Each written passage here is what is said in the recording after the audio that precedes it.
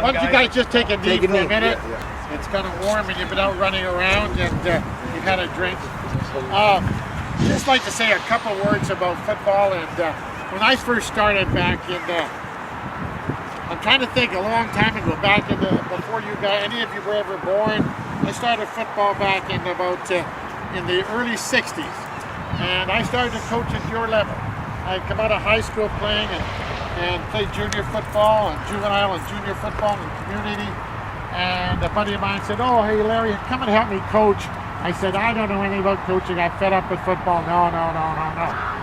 But anyway, he twisted my arm, and that was the start of my 12-year coaching career. Coached, as I say, Pee Wee, and I just moved up every level. A lot like you guys are moving up. Some of you are only 10 or 11 or 12. I moved up the same way as you'll move up, and I ended up by coaching junior football in the North Shore, team that no longer exists. And then I found that girls were a real big thing. Coming out of high school, found a great lady, got married, had a couple of kids, and she said, "You know, you're not." She said, "You're not spending enough time at home." I said, "Okay," so I quit football for a year, and then high school football came knocking on my door and said, "Hey, we'd like you to come and work for us." So I started back. I got into administration, started going to meetings.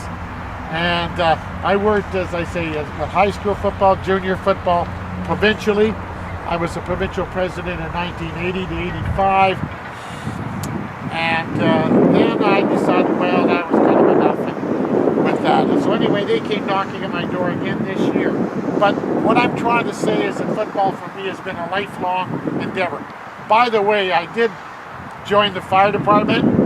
Great job. If you get older and you have that opportunity to think about jobs and where you're going to be after high school or maybe university, football is a great opportunity to work for community service and still service the municipalities you work for. Great opportunity. We have a thing called the Justice Institute over here in Burnaby that all the guys go to, and I have a tremendous amount of friends in the fire department. So what it did for me is it gave me, as I moved up in my career of coaching, administration, I got into administration in the fire department. I retired as an assistant chief about, I don't know, a long time ago, 25 years ago. Yeah. But what I'm trying to say is that football for you guys should be a life experience, okay? You're going to play like you are today here. Some of you will go to your teams. Some of you will go to your high schools. And then you'll finish high school, you'll meet guys that you played at camps with. So football transcends an awful lot of different areas. But I think there's a couple of things that I'd like to close with.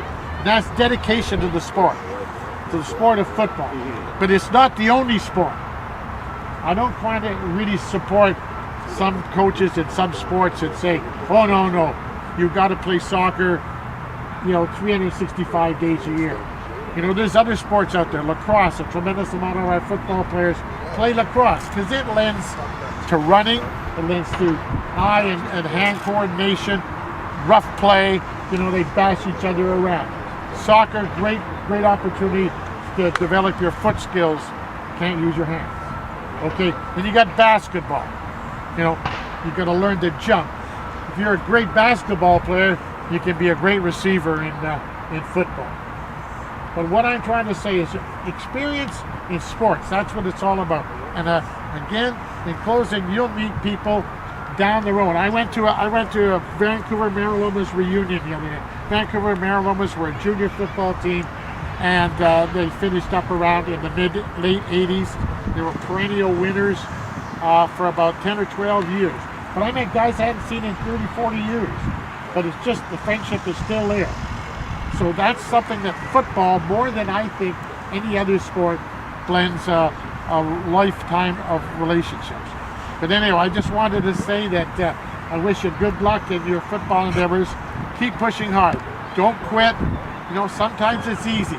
I often told the guys at high school, and some other levels when I talk, is that it's easy to come out of school and the girlfriend is there, or the girl you like, and she's, "Let's walk down to the malt shop." No, you got to go to practice. And when you finish practice, you got to go home and do your homework. Studies, academics. Can't go to university anymore unless you've got very top grades.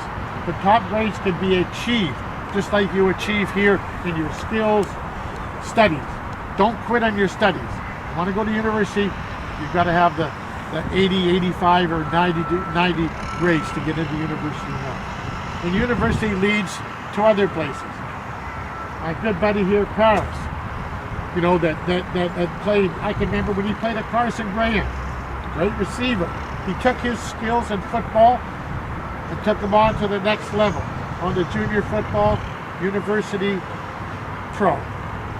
So everybody's, you know, when I talk to little wee guys, what would you like to do? I like to play football. I want to play in the NFL. That's it. CFL, NFL, that's your objective. But you've got to, there's a lot of steps to get there.